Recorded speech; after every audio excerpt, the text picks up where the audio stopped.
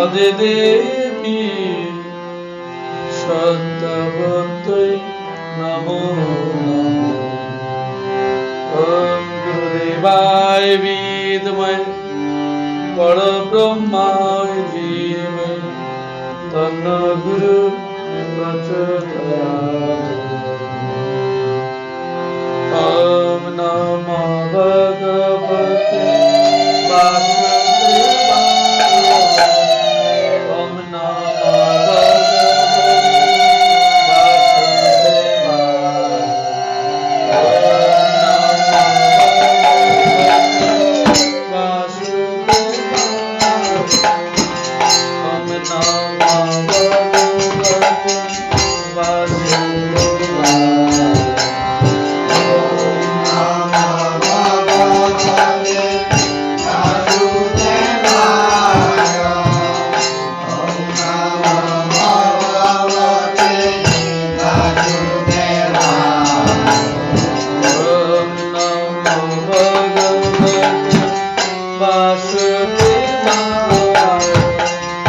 ওম নমো ভগবতে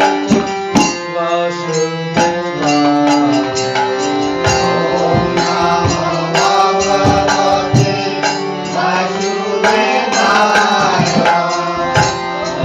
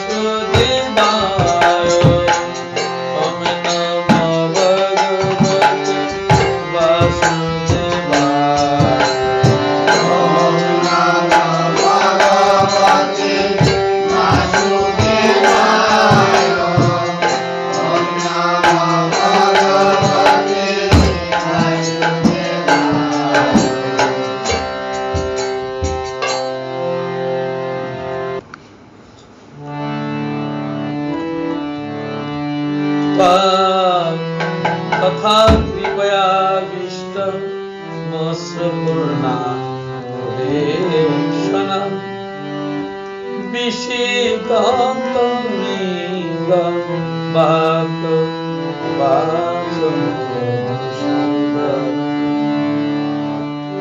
শ্রীমদ্ ভগবত গীতার দ্বিতীয় অধ্যায়ে বলা আছে সাংখ্যযোগ। দুটো যুগের সমন্বয় এটা। ভগবান শ্রীহরি দ্বিতীয়তম অবতারে বড় অবতার ধারণ করেছিলেন। আবার গীতার দ্বিতীয় অধ্যায় সাংখ্যযোগ। এই সাংখ্যযোগে এসে প্রথম শ্লোকে অর্জুন বলেছেন, সঞ্জয় বলেছেন, বলছি কি বলছেন দেখো। শ্রী মধুসূদন তখন কৃপাবিষ্ট সজল নেত্র বিষাদগ্রস্ত অর্জুনকে বলতে লাগলেন। সঞ্জয় বস্তুত কাকে বলছিলেন? ধৃতরাষ্ট্রকে বলছিলেন। কি বললেন যে শ্রী মধুসূদন তখন কৃপাবিষ্ট সজল নেত্র বিষাদগ্রস্ত অর্জুনকে বলতে লাগলেন। কি বললেন? শ্রী ভগবান বাচ্চ ভগবান বললেন,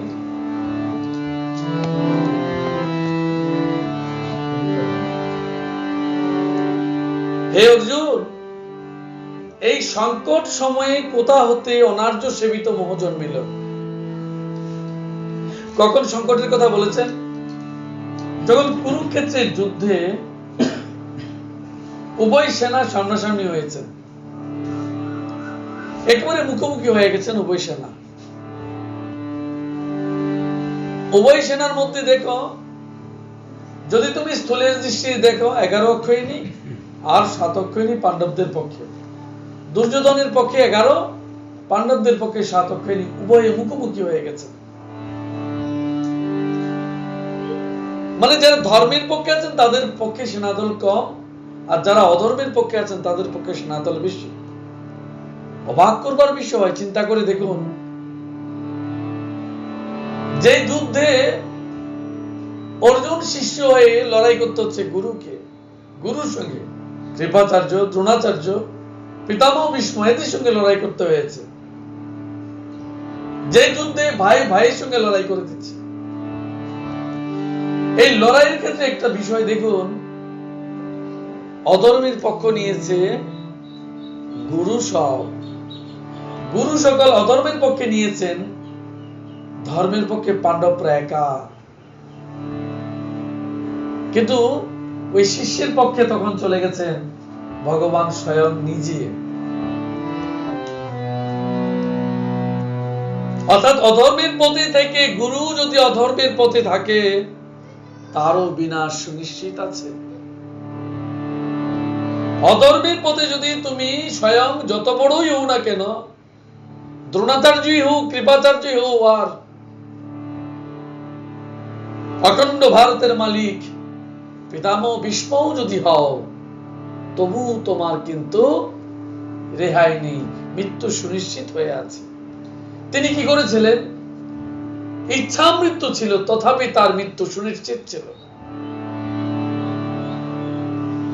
অবাক করবার বিষয়, এই জায়গায় এসে আমরা দেখব, বলছেন হে অর্জুন, এই সংকট সময় যেখানে ধর্ম এবং অধর্ম লড়াই করবে, মানব জাতি সদা সর্বদা দুটো লড়াইয়ের সঙ্গে যুক্ত, ধর্ম এবং অধর্ম।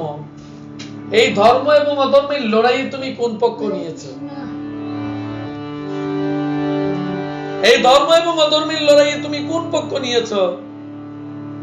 যদি পিতা হও, যদি মাতাও হও, আর যদি অধর্মের পক্ষে নাও, তবে তুমি মৃত্যু সুনিশ্চিত হয়ে যাবে।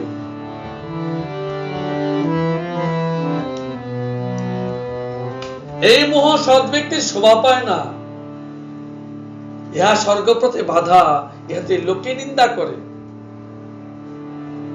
বলছেন মোহ সৎ ব্যক্তির শোভা পায় না। অর্থাৎ আমরা যে মোহগ্রস্ত হই, স্বজন মোহগ্রস্ত, আমরা স্বজন মোহগ্রস্ত। অনেকে বলে না, আমি তাকে দিয়ে গুরুকে পেয়েছি, আমি তাকে দিয়ে গুরুকে পেয়েছি, তাকে ছাড়তে পারবো না। এই আমার ছেলে মেয়ে সংসার, এদেরকে কি আমি ছাড়তে পারবো? প্রয়োজনে গুরু ছেড়ে দেব। এই কথাই বলছেন যে ওদের এই মোহ শোভা পায় না। সৎ ব্যক্তি কারা? যারা কর্মে ধর্মে সমস্ত অবস্থায় সত্যকে অবলম্বন করেছেন, শাশ্বতকে ধরেছেন, তাদের স্বর্গপথে বাধা। তারা যদি অধর্মের পথ নিয়ে, তবে স্বর্গপথে বাধা। স্বর্গ মা খুব সহজ বস্তু। যদি তুমি কোনো পুণ্য কর্ম করো, তাহলে তুমি স্বর্গের পথে যাবে, কিন্তু বৈকুণ্ঠের পথ এত সহজ নয়। যে কথা বলা হয়নি, অনার্য শোভিত কর্ম তুমি করবে না, লোকে নিন্দা করবে। যদি তুমি যে ধর্মের, মনে করো মা তুমি এইবারের বৌমা, এখন এইবারের কর্ম তুমি করবে না, তোমার কর্ম তুমি করবে না। যদি তুমি না করো, তাহলে লোকে তোমাকে কি করবে? লোকে তোমার নিন্দা করবে। ভগবান পুনরায় অর্জুনকে বলছেন, হে অর্জুন, দুর্বলতা ছাড়ো।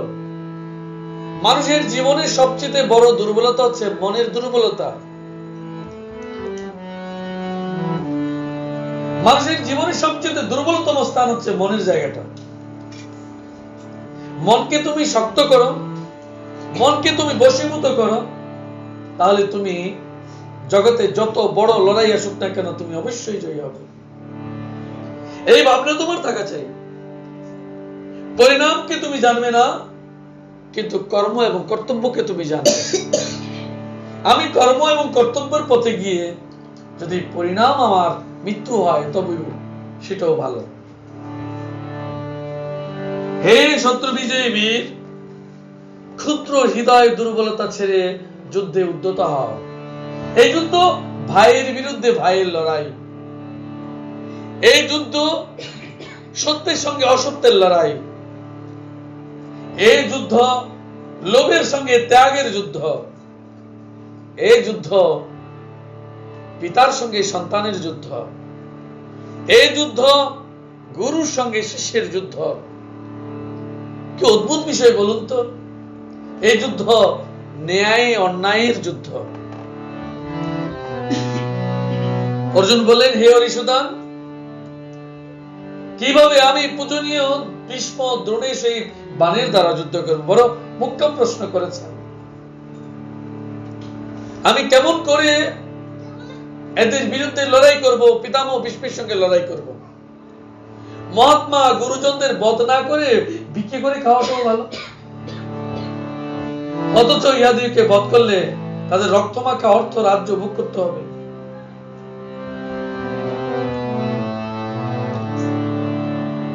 আজকাল দেখবেন আমাদের পরিবার এবং সমাজ জীবনে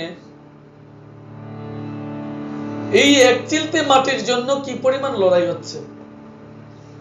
ভাইয়ে ভাইয়ে মারপিট, ভাইয়ে বোনে মারপিট, পিতা পুত্রে মারপিট হচ্ছে তো না? প্রতিদিন হচ্ছে। কেউ কাউকে এক চিলতের জন্য ছেড়ে দিচ্ছে না। মা কলি এবং অধর্ম তো আমাদের পরিবারকে গ্রাস করেছে। কুরুক্ষেত্রের লড়াই যেতে হবে কেন? কুরুক্ষেত্র তো আমাদের প্রত্যেকটা পরিবারের মধ্যে চেয়ে গেছে। কুরুক্ষেত্রের লড়াই তো আমাদের পরিবারের মধ্যে চেয়ে গেছে। আমরা ক্ষুদ্র থেকে ক্ষুদ্র হতে হতে একেবারে ইউনিক হয়ে গেছে, একাকী হয়ে গেছে। লড়াই শুধু লড়াই, পিতা পুত্রের লড়াই, পুত্রে পুত্রের লড়াই, পুত্র কন্যা লড়াই, আসলে অন্যায়ের সঙ্গে অন্যায়ের লড়াই। পিতৃ কর্তব্য, মাতৃ কর্তব্য, সংসার কর্তব্য ভুলে শুধু ভাগ এবং ভাগের জন্য লড়াই আমরা মেতেছি। কুরুক্ষেত্র তো মাইখানে। কুরুক্ষেত্রের জন্য কুরুক্ষেত্রে যেতে হবে কেন? কুরুক্ষেত্র তো প্রত্যেক পরিবারের ঘরে ঘরে হচ্ছে। নিজের মনের ভিতরে কাম বাসনা, লোভ বাসনা, প্রতিহিংসা, ঘৃণা জন্মেছে। এটার বিরুদ্ধে লড়াই করো প্রথম। যুদ্ধে আমরা জয়লাভ করি অথবা ওরা আমাদের পরাজিত করে দেবে, কোনটি যে মঙ্গলময় তা বুঝি না। কারণ যাদেরকে বধ করিয়া বাঁচিতে চাহি না, সেই ধৃতরাষ্ট্র পুত্র আমার সম্মুখে উপস্থিত রয়েছে। মা তুমি চিন্তা করো, আপনারা চিন্তা করে দেখুন, এই জমি পুত্রকে বঞ্চিত করলেন কিংবা কন্যাকে দিলেন, কন্যাকে দিলেন কিংবা পুত্রকে বঞ্চিত করলেন, একজনকে দিলেন কিংবা একজনকে দিলেন না, কিংবা উভয়কে দিলেন না, নিজে ভোগ করলেন, কিংবা কাউকে দিলেন না, ভোগও করতে পারলেন না, বিক্রি করে দিলেন। কারণ জিদ মানুষের জীবনকে ধ্বংস করে দেয়। আমার কাছে অবাক লাগে যে আমাদের যে ছেলে মেয়েগুলো, ওগুলোকে বাজার থেকে কেনা।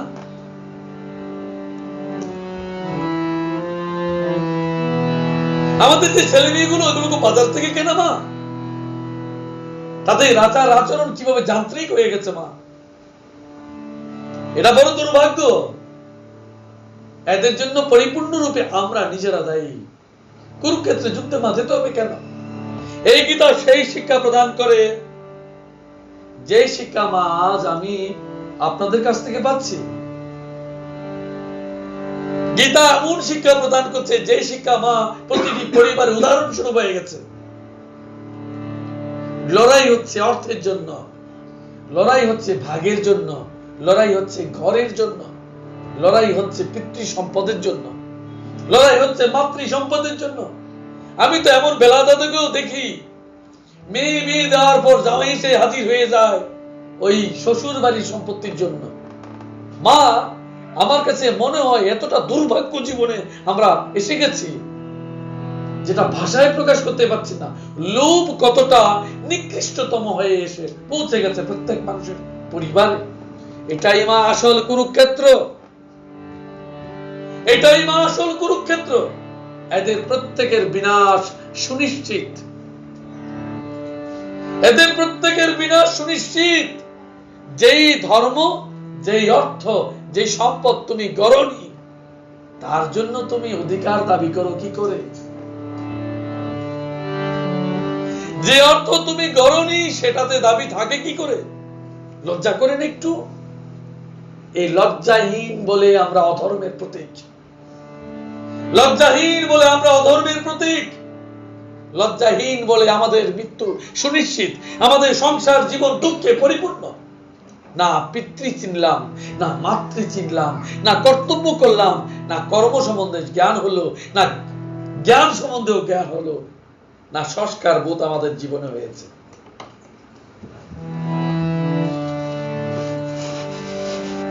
প্রভু এই ছোট্টবেলায় যদি এদের প্রত্যেককে ধর্মের সংজ্ঞা যদি জানিয়ে দিতেন, ভগবান শ্রীহরির বীজ মন্ত্র, ভগবান শ্রীহরির মন্ত্র যদি পৌঁছে দিতেন প্রত্যেক কর্ণ কুহরে কুহরে এবং কর্তব্য সংস্কার করতেন, তাহলে আজকে শেষ জীবনে এসে দুঃখ ভোগ করবার কলিরূপ করিক্ষেত্র দেখতে হতো না। দীনতা ও জ্ঞাতিক হয়ে পাপে ভীত প্রকৃত ধর্ম বিকার আমার চিত্ত বিকল।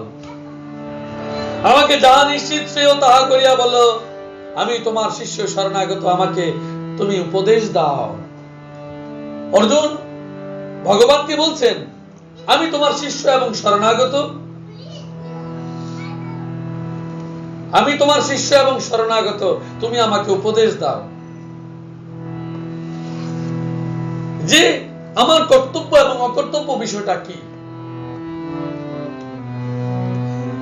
জ্ঞাতিক হয় আমি যে স্বজনদের হত্যা করব, লড়াই করব যাদের সঙ্গে, তাতে আমার চিত্ত বিকল হয়ে গেছে, আমার মন ভারাক্রান্ত হয়ে গেছে। কি কর্তব্য আর কি কর্তব্য নয় আমি নিশ্চিত করে বলতে পারছি না, তুমি আমায় উপদেশ দাও, আমি তোমার শরণাগত হলাম। ভাগবতের একটা জায়গায় দেখবেন, পঞ্চম স্কন্ধের পঞ্চম অধ্যায়ের 18 নম্বর শ্লোকে বলেছে যে পিতামাতা তার ছেলে মেয়েদেরকে ভগবান কৃষ্ণে নিয়ে না আসে, বা স্বজন যদি স্বজনদের নিয়ে না আসে, সেই পিতা পিতা নন, সেই স্বামী স্বামী নন, সেই পতি পতি নন, সেই জ্ঞাতি জ্ঞাতি নন। তাহলে মা, আমরা ভাগবত থেকেও যেটা পাই, আমরা তো পিতা হতে পারলাম না, মাতাও হতে পারলাম না, জ্ঞাতি এবং স্বজনও আমরা হতে পারলাম না। এই স্বজন বোধ যেটা, সেটা তো আমাদের জীবনে হয়নি। আমরা পরস্পরের বন্ধু হতে পারলাম না, জ্ঞাতি হতে পারলাম না, অথচ দাবি করছি আমি পিতা, দাবি করছি আমি মাতা, দাবি করছি আমি পতি, দাবি করছি আমি স্ত্রী, কিন্তু স্বধর্ম পালন কেউ করছি না। ভগবান কৃষ্ণের শ্রীচরণ তলে এখনো আসেনি। কত হয়েছে বয়স আপনাদের? 50, 60, 65, 70, 75 হয়ে গেছে, এখনো ভগবান কৃষ্ণের নাম নিতে আসেননি। কখন আসবেন মা? মৃত্যুর পরে। কখন আসবেন মা? মৃত্যুর পরে। তাহলে জাত সংস্কার, কুল সংস্কার, মন সংস্কার, বুদ্ধি সংস্কার এগুলো হয়নি। তাই কাল অবশ্যই শুধু দিন যাপন করছি, কখন সম্পদের উত্তরাধিকার হব, সম্পদ গ্রাস করব পরের, নিজের নয়। তাহলে মা আমাদেরকে কলি গ্রাস করেনি? অন্তরে কলি ছেয়ে গেছে, তাই কলি ছেয়েছে বলে আজ কালি নিয়েছি। কালি নিয়েছি মানে অজ্ঞান হয়েছে, এই জগতের মায়া আমাদেরকে গ্রাস করেছে।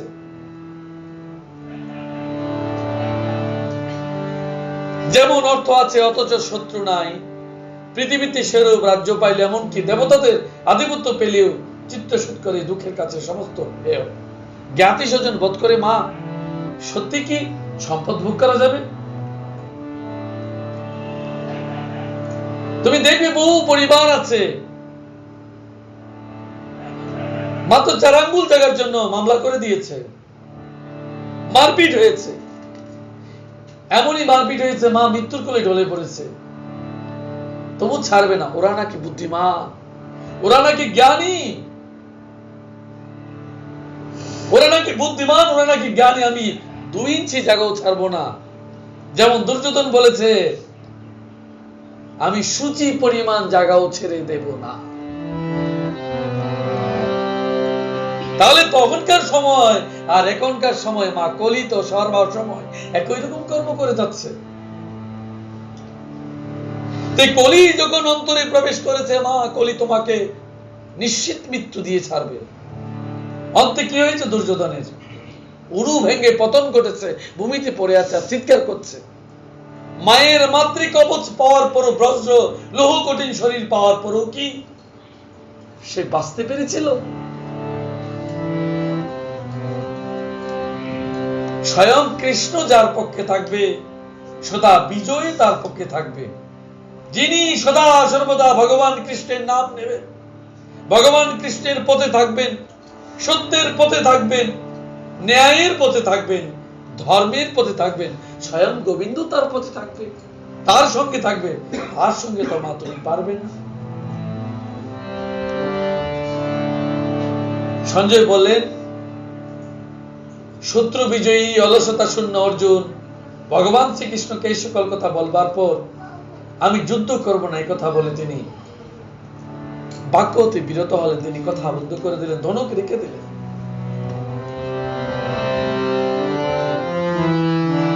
ধৃতরাষ্ট্রকে তিনি পুনরায় বলেন, হে রাজন, উভয় সেনাদলের মধ্যে দুঃখিত অর্জুনকে বিষাদগ্রস্ত দেখে শ্রীকৃষ্ণ হাস্যমুখে বললেন, তাহলে ভগবান কি বলেছেন অর্জুনকে? যেহেতু ভগবানকে তিনি গুরু মেনেছেন, তাই গুরু বাক্য পালন করা উচিত। পালন করেন আপনারা গুরু বাক্য? গুরু বাক্য পালন করেন? আমরা মা গুরু বাক্য পালন করি না।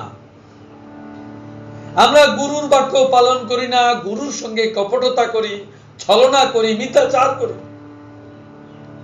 যার কারণে তুমি নিশ্চিত জানবে মা, আমরা জীবদ্দশায় কিন্তু নরক ভোগ করব। গুরুর সঙ্গে কথা বলতে গেলেও মাথাটাকে নিচু করে কথা বলতে হয়। উচ্চ বাচ্চা তো দূরের কথাটা, কথা বলতে গেলেও মাথাটাকে নিচু করে কথা বলতে হয়, নচেত তোমার নিশ্চিত নরকবাস জানবে। বড় করে উচ্চ বাচ্চা কথা বলা তো দূরের কথা বললাম। শ্রীকৃষ্ণ বললেন, কি বললেন দেখুন, এই জগতেই একমাত্র আধার গুরু স্বরূপ, একমাত্র আধার পাত্র গুরু, যাকে অবলম্বন করে তুমি জীবনের কাল অতিক্রম করে তার ধামে তুমি পৌঁছে যেতে পারবে। অর্জুন ইন্দ্রপুত্র,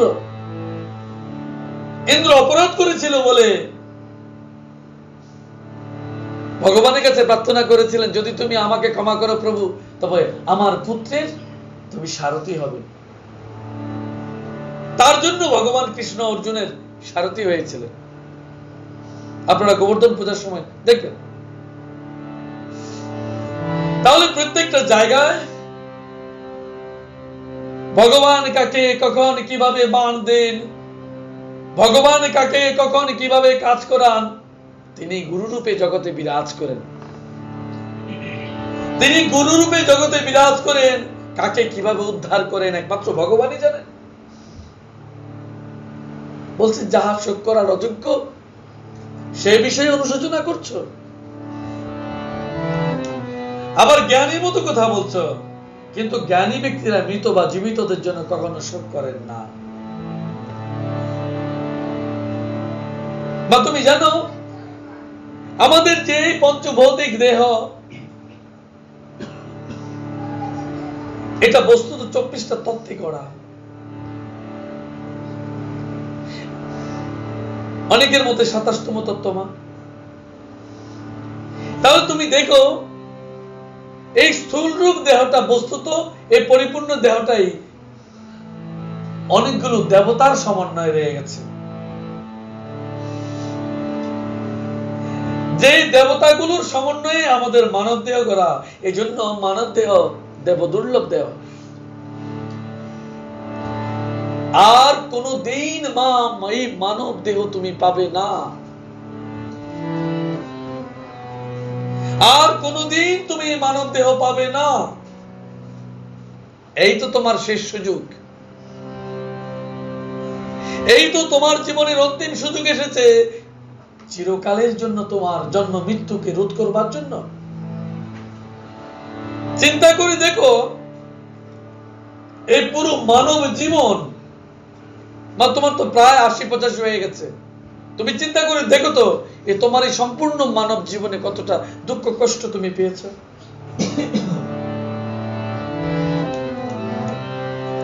তাহলে দ্বিতীয়বারের জন্য কি তুমি প্রস্তুত হচ্ছ যে আবার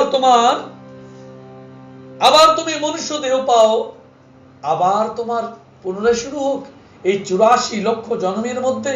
বৃক্ষ জনম, পশু জনম, পাখি জনম, মৎস্য জনম কতবার হয়েছে, প্রত্যেকটা বারে বারে মা একটা বিশেষ বিশেষ জন্মের পর তোমার মুক্তি লাভ হয়েছে। বহুবার বলেছি মা সে কথাগুলো, আর বলছি না আজকে। সেই বিশেষ বিশেষ জন্মের পর থেকে তুমি মানব জন্ম পেয়েছো।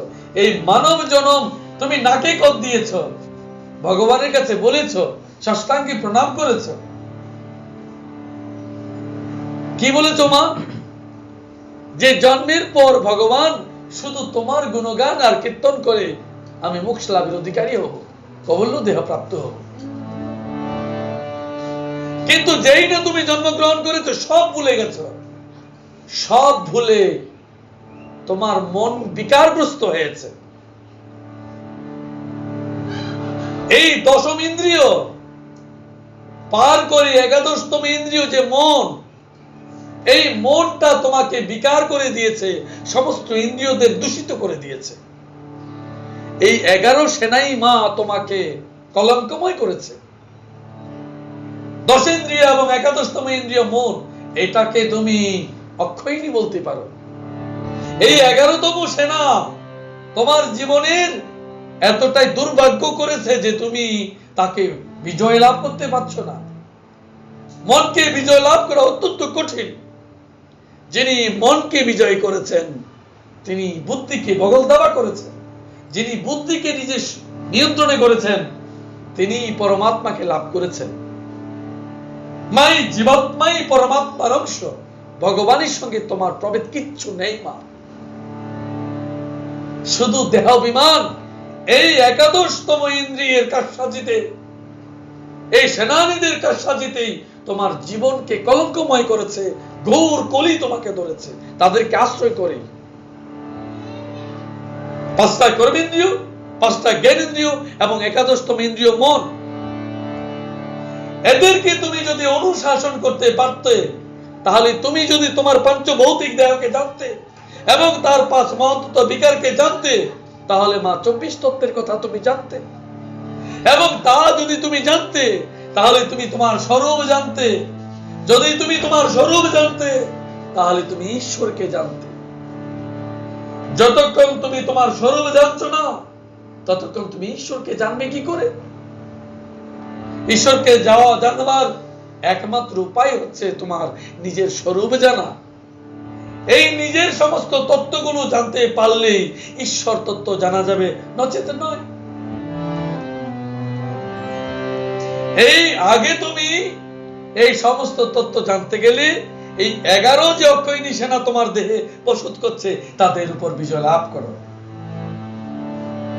তাদের উপর বিজয় লাভ করলে তুমি জানবে তোমার জন্মও নেই, তোমার মৃত্যু নেই, তুমি এক দেহ থেকে অন্য দেহে পরিবর্তন হচ্ছ মাত্র। মা তুমি জানো না, তুমি যে নারী দেহ পেয়েছ তাও পূর্ব কত জন্মের অভিলাষার ফল। যে যেভাবে ভাবিত হয়ে মৃত্যুবরণ করে, সে সেভাবে ভাবিত হয়ে সেইভাবে দেহ প্রাপ্তি করবে।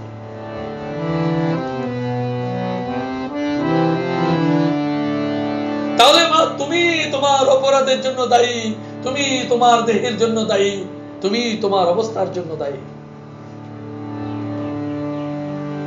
এখনো মা সময় আছে, নিজেকে জানো, নিজেকে বুঝো। যেই সকল মানুষ ভগবান কৃষ্ণের তত্ত্ব জানে মা, বহু সমাজ জীবনী লোক আছে জানবে যারা শাস্ত্রে বিশারদ, যারা শাস্ত্র জ্ঞানে পরিপূর্ণ, আমার প্রয়োজন নেই তাদের, মা তাদের তোমার জীবনে প্রয়োজন নেই। জানবে শুধু তত্ত্বজ্ঞানী লোক, ওই তত্ত্বজ্ঞানী লোককেই তোমার জীবনে বড় প্রয়োজন। কৃষ্ণ তত্ত্বজ্ঞানী ব্যক্তি তোমার জীবনের জ্ঞানী ব্যক্তি। তিনি তোমাকে এই শোকগ্রস্ত জীবন থেকে, জন্ম মৃত্যুর রহস্য থেকে টেনে বের করে গোবিন্দের পথে নিয়ে যাবে।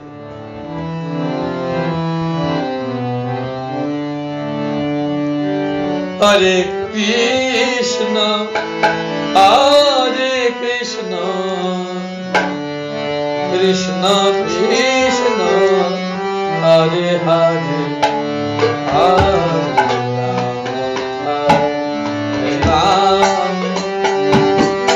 রাম রাম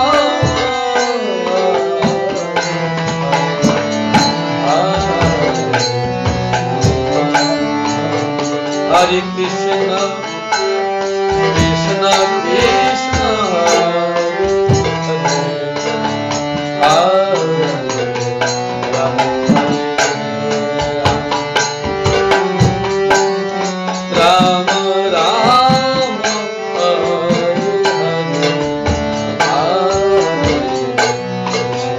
Hare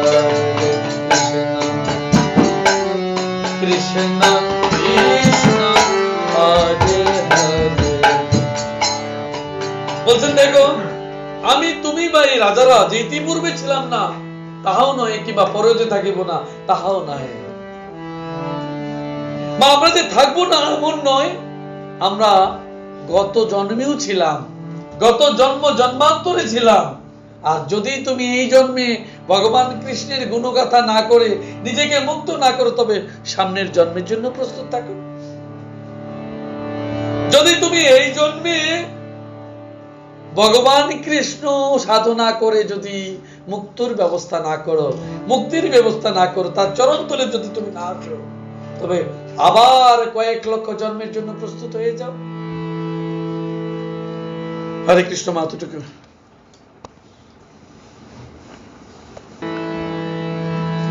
গীতা মা এই জায়গায় দেখুন,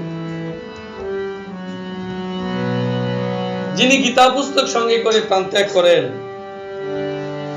তিনি বৈকুণ্ঠে যান এবং বিষ্ণুর সহিত বাস করে কল্পকাল পরমানন্দে থাকেন।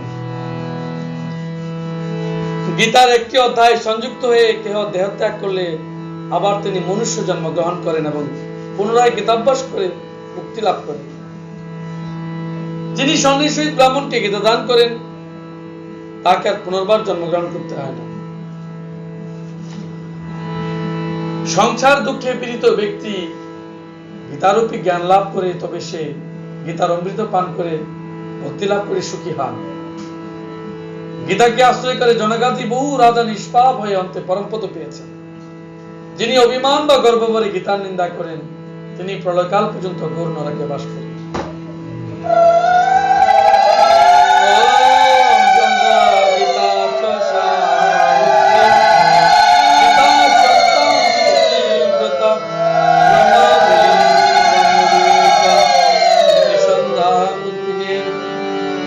মাত্রাম চিদানন্দম ভবগ্নি ভ্রান্তিনাশিনী বেদত্রী পুরানন্দ তথার্থ জ্ঞানম এতে তানি জপেন নিত্যম নরোনিশ্বলমানস জ্ঞান সিদ্ধি লবে নিত্যম তথাঙ্গে